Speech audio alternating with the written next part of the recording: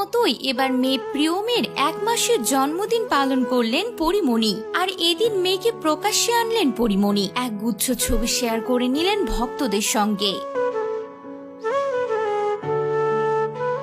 লিখলেন, এ আমার এক সুখের জীবন, আমার সুখ পাখিরা, আমার মেয়ের 1 মাস হয়ে গেল, আলহামদুলিল্লাহ, হ্যাপি 1 মান্থ মাই প্রিন্সেস।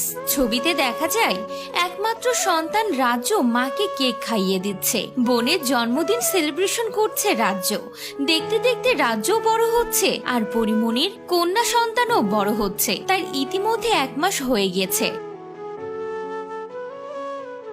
তাই তো মেয়ের 1 মাস সেলিব্রেশন করতে দেখা গেল পরিমণিকে, যা এর আগে তার সন্তান রাজ্যের ক্ষেত্রেও দেখা গিয়েছে। তবে তখন রাজ্যের বাবাও পরিমণির পাশে ছিলেন, তবে এবার